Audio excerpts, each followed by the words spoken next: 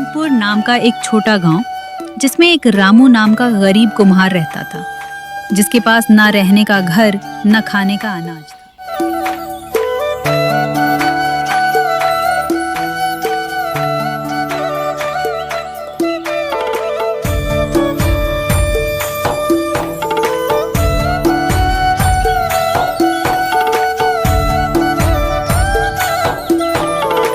अपने मिट्टी के चाक पर झुका हुआ एक घड़ा बनाने की कोशिश कर रहा है।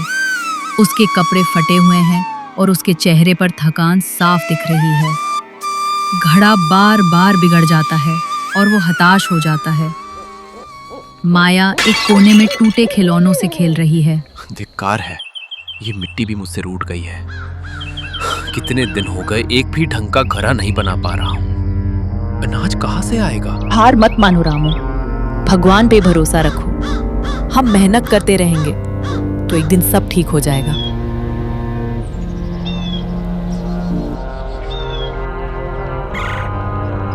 मेहनत तो मैं दिन रात करता हूँ लीला, लेकिन ये पेट है कि भरता ही नहीं। बाजार में कोई हमारे बर्तन खरीदता ही नहीं। सेठ धनीराम भी उधार देने को तैयार नहीं।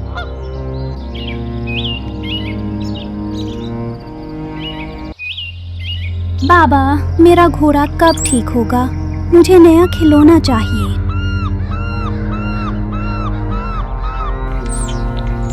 जल्दी ही मेरी बच्ची, बहुत जल्दी ही। बाबा तुझे एक सुंदर सा घोड़ा बना कर देगा। पर कैसे? मिट्टी भी नहीं है अब ढंग की। आज तो रात का खाना भी मुश्किल है। थोड़ी सी दाल बची है पर चावल नहीं है।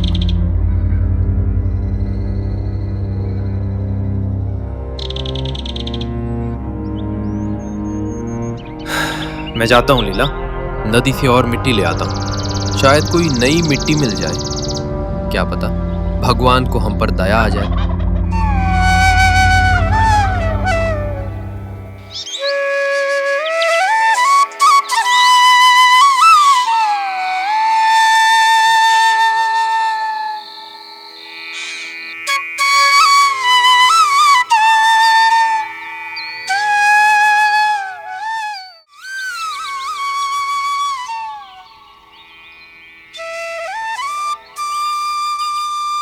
रामू नदी के किनारे किनारे चलता है, अच्छी मिट्टी की तलाश में।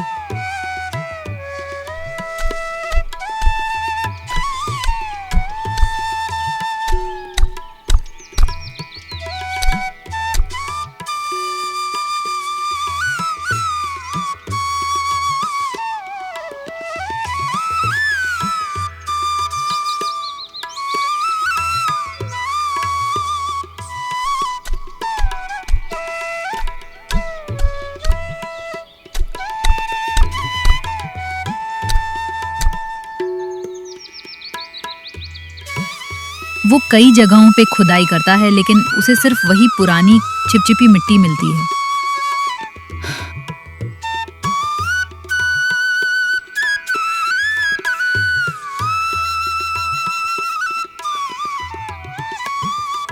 वो हताश होकर एक चट्टान पे बैठ जाता है।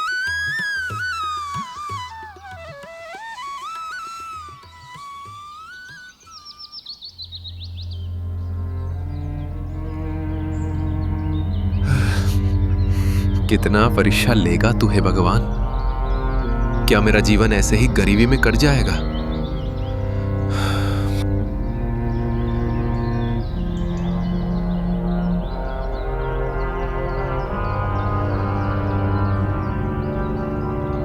अचानक उसकी नजर एक अजीब चमक पर पड़ती है। थोड़ी दूर पर पानी के किनारे एक छोटा सा टीला हल्की नीली रोशनी से जगमगा रहा है। रामू की आंखें चमक उठती हैं। वो धीरे धीरे उस टीले की ओर बढ़ता है। ये कैसी मिट्टी है? मैंने ऐसी मिट्टी कभी नहीं देखी। वो सावधानी से उस नीली जगमगाती मिट्टी को छूता है। मिट्टी स्पर्श करने में ठंडी और चिकनी लगती है। उसे एक अजीब सी ऊर्जा महसूस होती है। शायद यही वो मिट्टी है जो मेरी किस्मत बदल देगी। शायद ये भगवान का भेजा हुआ उपहार है। वो अपनी टोकरी खोलता है और जितनी मिट्टी उठा सकता है उतनी उठा लेता है।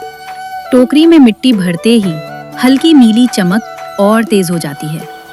वो जल्दी से अपनी झोपड़ी की ओर लौटता है।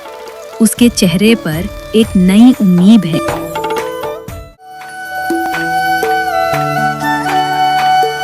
रामू हाफता हुआ झोपड़ी में प्रवेश करता है। लीला और माया सो चुकी हैं। वो चुपचाप मिट्टी के चाक के पास आता है और टोकरी से नीली मिट्टी निकालता है।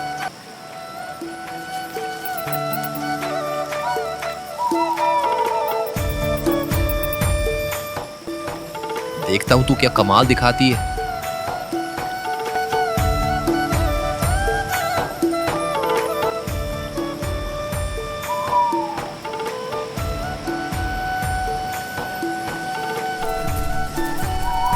वो मिट्टी का एक छोटा सा गोला लेता है और उसे चाक पे रखता है। जैसे ही वो चाक घुमाना शुरू करता है, मिट्टी अपने आप आकार लेने लगती है। रामू को लगभग कोई मेहनत नहीं करनी पड़ती। उसके हाथ जादू से चल रहे हों ऐसा लगता है।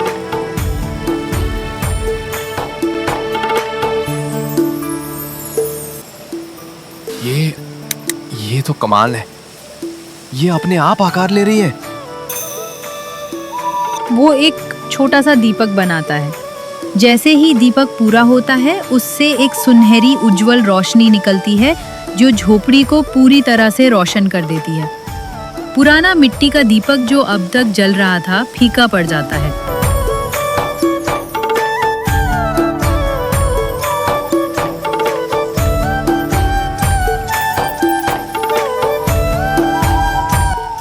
लीला, लीला देखो। लीला नींद से जाग जाती है। वो अपनी आंखों को मलती है और चमकदार दीपक को देखती है। ये क्या है रामू? ये रोशनी कहाँ से आ रही है? लीला दीपक को छूती है। जादुई मिट्टी से लीला, देखो ये बिना तेल के जल रहा वो है। गर्म नहीं है, लेकिन रोशनी इतनी तेज है। सचमुच कि ये तो पूरे कमरे में- चमत्कार है। भगवान ने हमारी सुन ली। अभी और देखो।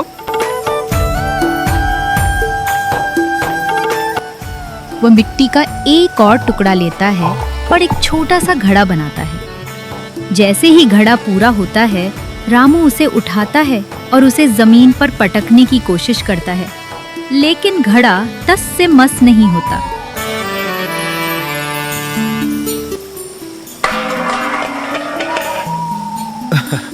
ये तो टूट भी नहीं रहा। क्या मजबूत है।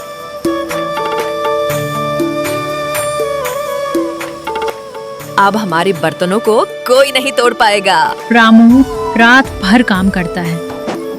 वो कई दीपक बनाता है जो चमकते हैं, ऐसे घड़े बनाता है जो अटूट हैं, और सुंदर फूलदान बनाता है जिनसे मनमोहक सुगंध आती है। माया भी रोशनी और सुगंध से जाग जाती है। बाबा, ये कितनी सुंदर रोशनी है और ये खुशबू। ये सब जादुई मिट्टी का कमाल है मेरी बच्ची। अब तुम्हें नया खिलौना भी मिलेगा। वो जल्दी से एक छोटा सा मिट्टी का घोड़ा बनाता है। जैसे ही घोड़ा पूरा होता है, वो अपने आप हिलने लगता है, मानो जीवित हो। माया खुशी से तालियां। रामू अपनी टोकरी में जादुई मिट्टी से बने सुंदर और चमकते हुए बर्तन लेकर बाजार में प्रवेश करता है। उसके चेहरे पर एक नई चमक है। अरे देखो, रामू कुमार आया है। क्या बेच रहा है?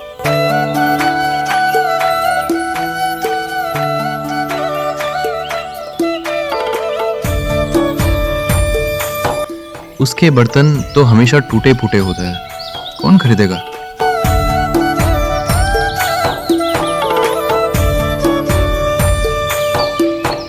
रामू अपनी दुकान लगाता है और दीपक जलाता है। दीपक की तेज सुनहरी रोशनी पूरे बाजार को अपनी ओर आकर्षित करती है। लोग धीरे धीरे उसकी ओर आने लगते हैं।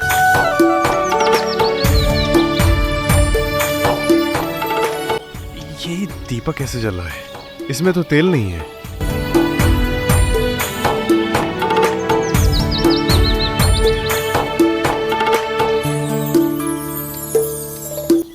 और देखो कितने सुंदर है ये फूलदान। ऐसी खुशबू तो मैंने कभी नहीं सूंघी।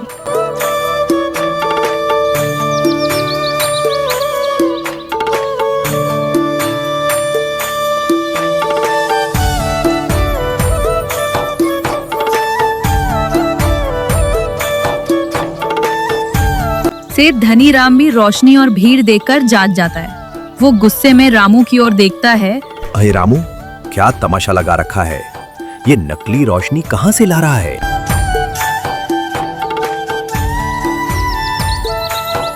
सेठ जी, ये नकली नहीं है। ये सब मेरी नई मिट्टी का कमाल है। ये बर्तन जादुई हैं।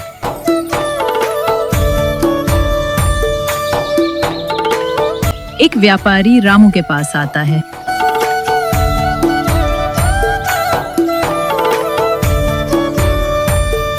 दीपक कितने का है भाई? ये तो बिना तेल के जल रहा है। मेरे पास ऐसे दियों की बहुत मांग है।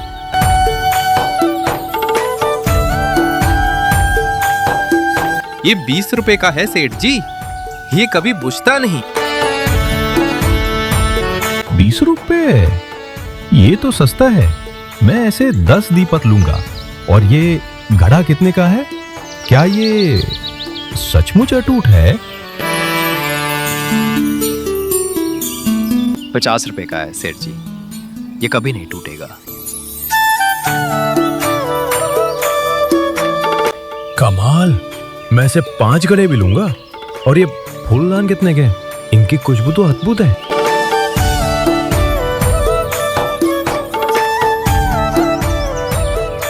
ये 30 रुपए के हैं। ये हमेशा खुशबू देते हैं। व्यापारी तुरंत रामू से सारे दीपक, घड़े और फूलदान खरीद लेता है। सेठ धनीराम ये सब देखकर ईर्ष्या से जल रहा है। इसकी मिट्टी कहां से आई पता लगाओ। ये कोई जादू तो ना कर रहा है। दिन के अंत तक रामू के पास एक भी बर्तन नहीं बचता। उसकी झोली सिक्कों से भरी हुई है। वो खुशी खुशी घर लौटता है।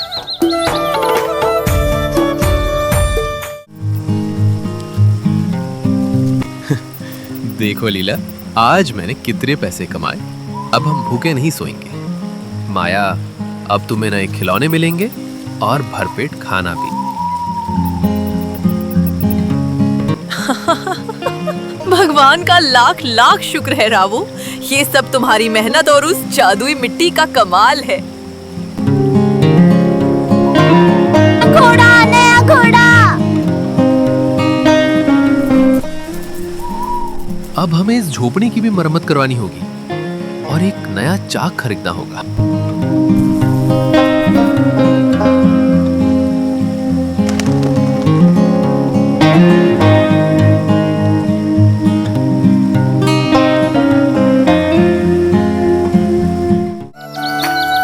रामू जादुई मिट्टी से लगातार बर्तन बना रहा है।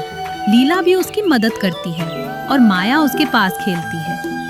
गांव के लोग अब रामू को सम्मान की नजर से देखते हैं। राजू, रामू का एक पुराना मित्र, उससे मिलने आता है। राहु, क्या बात है, तुम्हारी किस्मत तो चमक गई। ये बर्तन तो कमाल के हैं।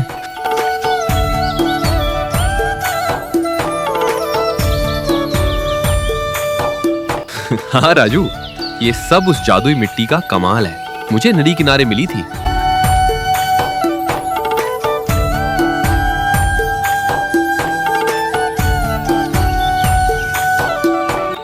कहाँ मिली? मुझे भी दिखाओगे? हाँ, दिखा दूंगा। लेकिन ये मिट्टी बहुत खास है। मैंने किसी को बताया नहीं है। उसी समय सेठ धनीराम का नौकर रामू की झोपड़ी के पास से गुजरता है। वो छिपकर रामू और राजू की बातें सुन। तो ये बात है, जादुई मिट्टी। सेठ जी को बताना पड़ेगा। नौकर दौड़ता हुआ सेठ धनीराम के पास जाता है। सेठ धनीराम अपने बिस्तर पर लेटा है, पैसे गिन रहा है। नौकर हांफता हुआ अंदर आता है। सेठ जी, मुझे पता चल गया रामू की किस्मत का राज। क्या क्या है, जल्दी बता। उसे नदी किनारे एक जादुई मिट्टी मिली है, नीली चमकती हुई मिट्टी। उसी से वो जादुई बर्तन बनाता है। जादुई मिट्टी। तो ये बात है। अब रामू की गरीबी दूर हुई, लेकिन मैं उसे और आगे नहीं बढ़ने दूंगा। ये मिट्टी तो मेरी होनी चाहिए। लेकिन सेठ जी वो मिट्टी कहाँ है ये उसने नहीं बताया। उसने सिर्फ इतना कहा कि नदी किनारे मिली। कोई बात नहीं, मैं खुद जाकर ढूंढूंगा, या फिर उसे मजबूर करूंगा कि वो मुझे बताए। उसकी सारी दौलत में छीन लूंगा। रामू अपनी दुकान पर जादुई बर्तन बेच रहा है। भीड़ लगी है। सेठ धनीराम अपने कुछ गुंडों के साथ रामू की दुकान पर आता है।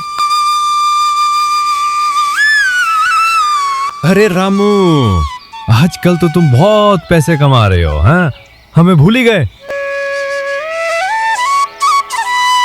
सेठ जी प्रणाम। आप भी तो कभी हालचाल पूछने नहीं आए। मुझे पता चला है कि तुम्हें कोई जादुई मिट्टी मिली है। कहाँ है वो मिट्टी? तुम उसे हमें बेच दो। सेठ जी वह मिट्टी मेरी है, मैं उसे नहीं बेच सकता। तुम जानते नहीं तुम किससे बात कर रहे हो। अगर तुमने मुझे वो मिट्टी नहीं दी तो मैं तुम्हें बर्बाद कर दूंगा, तुम्हारे सारे बर्तन तोड़ दूंगा। गुंडे आगे बढ़ते हैं। लीला और माया जो पास ही खड़ी थी, रामू नहीं। सेठ जी ये गलत है। रामू अपनी मेहनत से कमा रहा है।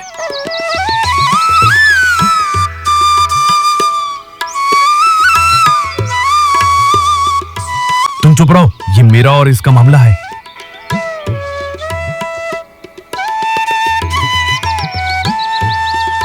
सेठ जी आप ऐसा नहीं कर सकते, ये मिट्टी मेरी किस्मत है। किस्मत भी पैसे वालों की गुलाम होती है। या तो तुम मुझे वो मिट्टी दोगे या फिर मैं तुम्हें गांव से बाहर रामू निकलवा डर दूंगा। जाता है। उसे अपनी पत्नी और बेटी की चिंता होती है। मुझे कुछ समय दीजिए सेठ जी, मैं सोचता हूँ।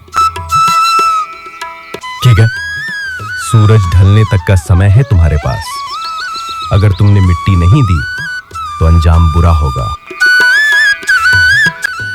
सेठ धनीराम और उसके गुंडे चले जाते हैं। रामू निराश होकर बैठ जाता है। गांव वाले उसे सहानुभूति से देखते हैं। लीला और सुंदरी, गांव की एक बुद्धिमान वृद्ध महिला, एक साथ बैठे हैं। माया खेल रही है। अब क्या होगा रामू? सेठ धनीराम बहुत बुरा आदमी है, वो सचमुच हमें बर्बाद कर देगा। घबराओ मत बच्चों, हर समस्या का समाधान होता है। रामू, तुम्हें वो मिट्टी कहाँ मिली थी?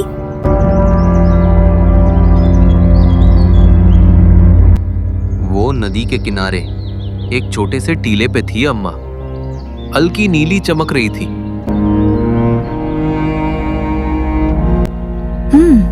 ये तो अच्छी बात है। एक बात याद रखना रामू, जादुई चीजें सिर्फ ईमानदार और नेक लोगों के पास ही ठहरती हैं। सेठ धनीराम जैसे लालची आदमी के पास वो मिट्टी टिकेगी नहीं।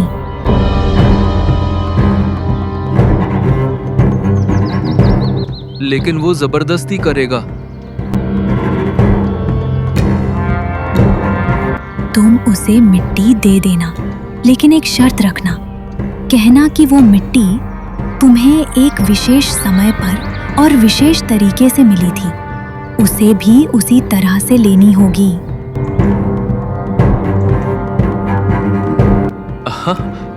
क्या मतलब अम्मा? जब सूरज ढल जाए और चांद निकल आए, ठीक उस समय उसे नदी के उसी किनारे पर जाना होगा जहां तुम्हें वो मिट्टी मिली थी, और उसे अपने हाथों से वो मिट्टी खोदनी होगी। उसे कहना कि मिट्टी की चमक देखकर ही उसे वो स्थान मिलेगा।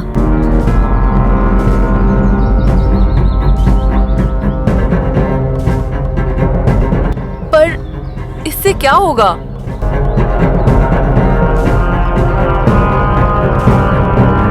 सेठ धनीराम लालची है, लेकिन आलसी भी। वो मेहनत करना नहीं चाहता। वो सोचेगा कि ये आसान है, और अगर वो जादुई मिट्टी का अनादर करेगा तो वो अपना जादू खो देगी।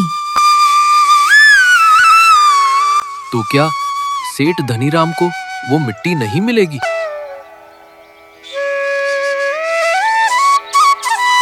उसे मिल भी सकती है, लेकिन वो उसके किसी काम की नहीं होगी, क्योंकि उसके इरादे नेक नहीं है।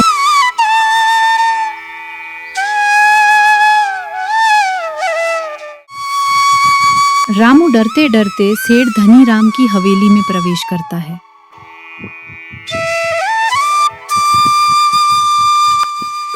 सेठ जी, मैं तैयार हूँ। मैं आपको वो मिट्टी बताऊंगा, लेकिन मेरी एक शर्त है।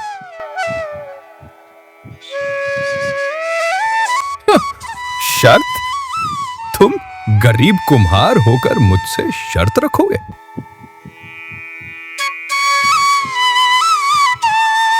हाँ सेठ जी, वो मिट्टी बहुत खास है।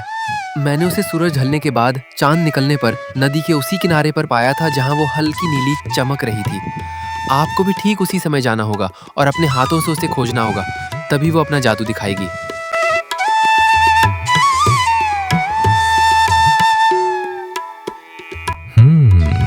तो ये बात है। ठीक है, मैं तुम्हारी ये शर्त मानता हूं, लेकिन अगर ये झूठ हुआ तो मैं तुम्हें नहीं छोड़ूंगा। नहीं सेठ जी, ये सच है। ठीक है, मैं आज रात ही जाता हूं। धनीराम अपने नौकरों के साथ नदी किनारे आता है। वो रामू द्वारा बताई गई जगह की तलाश करता है। कहाँ है वो नीली चमक? रामू ने तो कहा था कि वो चमकेगी। मुझे तो कुछ नहीं दिख रहा सेठ जी, सिर्फ साधारण मिट्टी है। रामू ने झूठ बोला। मुझे परेशान करने के लिए ये सब ढोंग किया। सेठ धनीराम गुस्से में कुदाल उठाता है और बेतरतीब ढंग से खुदाई शुरू कर देता है। वो जोर जोर से मिट्टी खोदता है। उसे जादुई मिट्टी नहीं मिलती। उसे सिर्फ साधारण मिट्टी मिलती है, और वो भी बहुत मेहनत के बाद।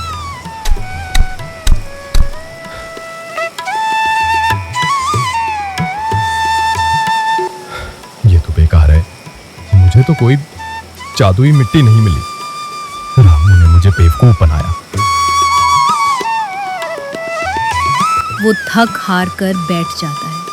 उसके हाथ मिट्टी से सने हैं और वो थक चुका है। उसे कोई चमकती हुई मिट्टी नहीं मिलती, क्योंकि उसके इरादे शुद्ध नहीं थे और उसने जादुई मिट्टी का अनादर किया था। रामू अपने चाक पर बैठकर शांति से काम कर रहा है। लीला और माया पास में बैठी हैं। सेठ धनीराम गुस्से में झोपड़ी में प्रवेश करता है। रामू, तुमने मुझे धोखा दिया। वो मिट्टी जादुई नहीं है, वो सिर्फ साधारण मिट्टी है। सेठ जी, मिट्टी वही है, लेकिन शायद आपके इरादे अलग थे। जादुई चीजें सिर्फ नेक नियत वालों का साथ देती हैं। बकवास! मैं तुम्हें नहीं छोड़ूंगा। मैं तुम्हारी दुकान बंद करवा दूंगा। उसी समय दो बड़े व्यापारी शहर से रामू से मिलने आते हैं। रामू कुम्हार, हम आपसे मिलने आए हैं।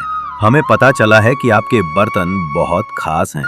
हम आपसे एक बड़े ऑर्डर के लिए बात करना चाहते हैं। हमारे शहर में आपके दियों और घड़ों की बहुत मांग है। हम आपसे एक अनुबंध करना चाहते हैं। सेठ धनीराम ये सब सुनकर स्तब्ध रह जाता है। वो देखता है कि रामू अब कितना सफल हो गया है और उसके जादुई बर्तनों की दूर दूर तक मांग है।